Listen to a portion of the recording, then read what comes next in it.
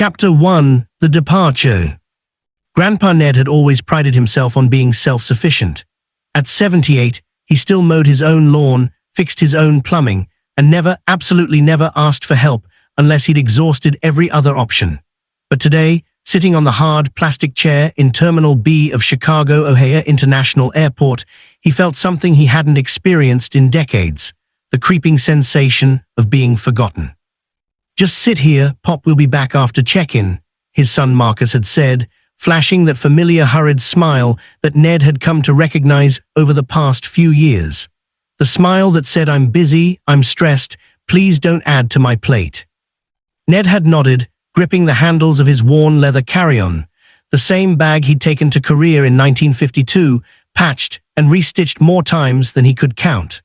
"Take your time," he'd replied, watching as Marcus, his daughter-in-law Jennifer, and his 2 teenage grandchildren disappeared into the snaking security line. That had been 45 minutes ago.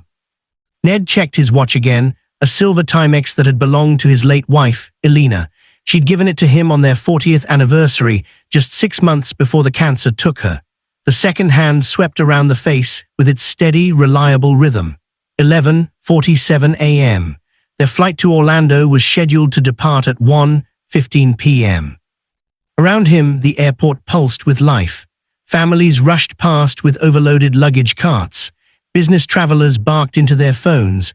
A young couple embraced near the coffee stand, clearly saying goodbye. The world moved at its frantic pace while Ned sat perfectly still, an island of calm in a sea of chaos. Or at least, that's what it looked like from the outside.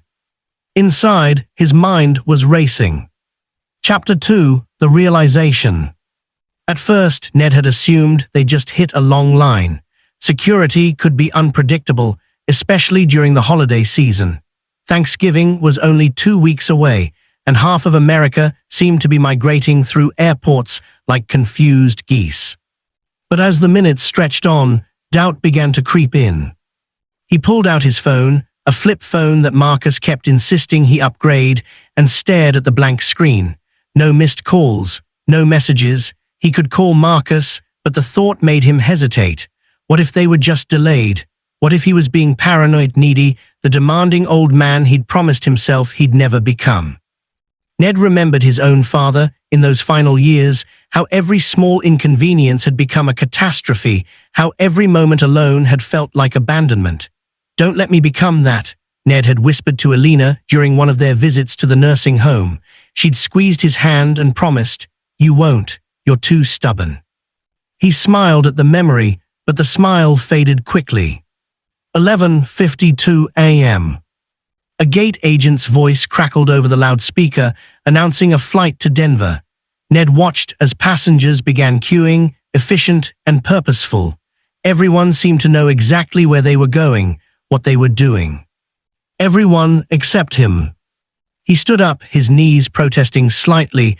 The old war injury always made itself known when he'd been sitting too long. Ned scanned the crowd, looking for Marcus's tall frame, Jennifer's distinctive red jacket, his granddaughter's bright blue backpack. Nothing. The airport stretched out before him like a maze. Signs pointed in every direction: gates A1, A32, gates B1, B48, baggage claim, ground transportation, restrooms, food court. How was anyone supposed to navigate this concrete labyrinth? Chapter 3: The Decision. Ned's military training kicked in. Assess the situation, identify the problem, formulate a plan. Option 1: stay put and wait. Marcus had told him to sit here, and Marcus was responsible, even if he was distracted these days with work and the kids, and whatever other pressures modern life threw at a man in his 40s. Option 2: go looking for them. But where? The security checkpoint was back the way they'd come, and Ned didn't have a boarding pass yet. He couldn't even get through to the gates. Option 3: call Marcus. Ned flipped open his phone, scrolled to Marcus's name, helpfully labeled son in all caps because his eyesight wasn't what it used to be, and pressed dial. It rang once, twice, 3 times. Voicemail. "Marcus, it's Dad. Just wondering where you folks are. Been sitting here a while. Give me a call when you get this." He closed the phone and sat back down, that uncomfortable feeling in his chest growing stronger. It wasn't fear exactly. Ned had faced enemy fire. He'd held Alina's hand as she took her last breath. He'd survived things that would break lesser men. But this feeling, this sense of being adrift, unnecessary, easily forgotten, this was different. 12:03 p.m. Ned noticed a family nearby, 3 generations traveling together. The grandfather, probably around Ned's age, was being fussed over by his daughter while his grandchildren showed him photos on a tablet. The old man laughed, fully engaged, fully present in their lives. When had Ned stopped being that to Marcus? Chapter 4: The Stranger. "Excuse me, sir, are you all right?" Ned looked up to find a woman in her 30s, wearing a pilot's uniform, standing beside him with a concerned expression. "Fine, thank you," Ned said automatically, straightening his posture. "You just look a bit, I don't know, lost. Can I help you find your gate?" "No gate yet," Ned explained. "Waiting for my son, we're flying to Orlando together." The pilot nodded, but her concerned expression didn't fade. "How long have you been waiting?" "About an hour now." "An hour, and he hasn't called or texted?" "I left him a message." The woman glanced at her watch. "What time is your flight?" 1:15. Her eyebrows rose. "Sir, it's afternoon. If you haven't checked in yet, you're cutting it pretty close. The gate is probably already boarding." Something cold settled in Ned's stomach. "They said they'd come back for me." The pilot's expression shifted, not quite pity, but something close to it. That look people gave when they were about to deliver bad news gently. "Sir, I don't want to overstep, but is it possible they thought you were meeting them at the gate, or maybe there was a miscommunication?" Ned's mind raced back through the morning, the rushed breakfast, Marcus checking his phone constantly, Jennifer's tight-lipped silence, the kids barely acknowledging his presence, the hurried drive to the airport. "Just sit here, we'll be back after check-in." But what if Marcus had said something else? What if, in the chaos of the morning, Ned had misheard? What if they'd assumed he'd follow them? No, he was certain. Marcus had told him to wait. Hadn't he? Chapter 5: The Search.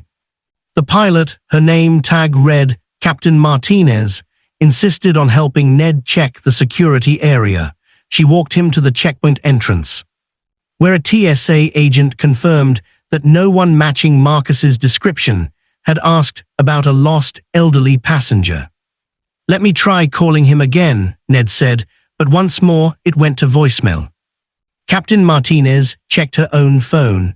"I've got about 20 minutes before I need to report for my flight. Let's go to your airline's customer service desk.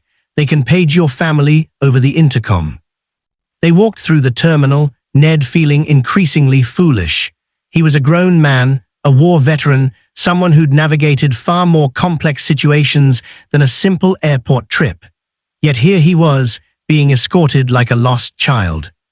At the customer service desk, a weary-looking agent listened to their story and typed into her computer.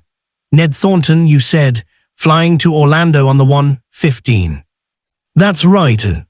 Maury typing, then a pause. The agent's expression changed. "Sir, I'm showing 4 passengers on that flight with a last name of Thornton.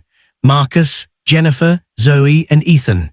They checked in online this morning at 7:42 a.m. and went through security approximately an hour ago. All 4 boarding passes were scanned." The words hung in the air like a verdict. "All 4, Ned repeated quietly. "Yes, sir, but I'm not showing a 5th passenger. No Ned Thornton on this reservation." Chapter 6: The Truth. The terminal seemed to tilt slightly. Ned gripped the edge of the counter, his mind refusing to process what he'd just heard. That's not possible. We're going to Disney World. It's my grandson Ethan's birthday trip. Marcus invited me, he specifically said." But had he, Ned's memory, usually sharp, suddenly felt uncertain. He remembered Marcus mentioning the trip 3 months ago. He remembered assuming he was invited. He remembered buying the vintage Disney pins Alina had collected, thinking he'd give them to Zoe. But had Marcus ever actually said, "Dad, you're coming with us"? "Oh God," Ned whispered. Captain Martinez put a gentle hand on his shoulder. "Sir, is there somewhere you need to be, someone we should call?" The agent was already picking up her phone. "I can try paging Marcus Thornton." "No," Ned said sharply, then softer, "No, please don't." Because suddenly it all made sense. The way Marcus had been acting for months, distracted, distant, always busy. The way the invitation to this trip had been vague. The way Marcus had said, "Just sit here, we'll be back after check-in," because in his mind, they were just dropping Ned off at the airport, not traveling with him. Ned had assumed.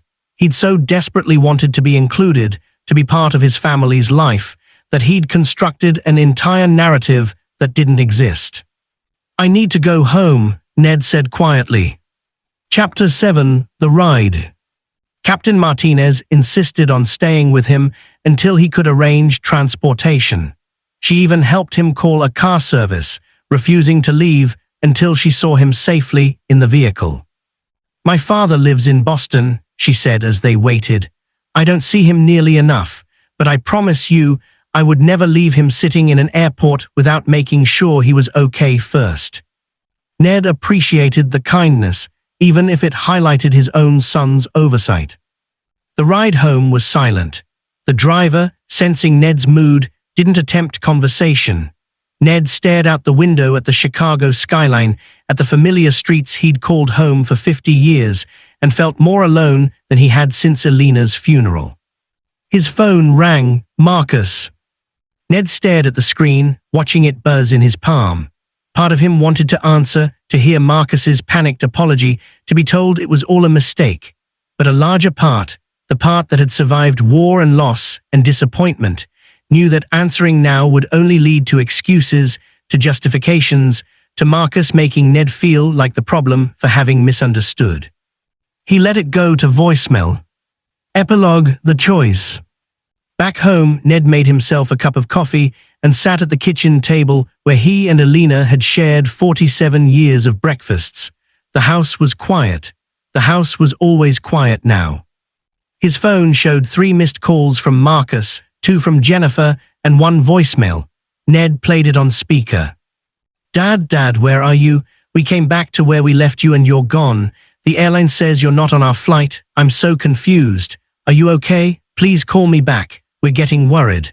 Our plane boards in 15 minutes, but if you need us to, Dad, please just call. Ned saved the message and set the phone down. He could call back. He could ease Marcus's worry. He could tell him it was all a misunderstanding, that he'd gotten confused, that he was fine. But instead, Ned did something he hadn't done in years. He opened his laptop, another modern concession he'd made, and searched for flights, not to Orlando, not to join a family that had forgotten to include him. To Seattle, where his old army buddy Frank had been asking him to visit for the past decade. Sometimes being forgotten wasn't the end of the story. Sometimes it was permission to write a new beginning.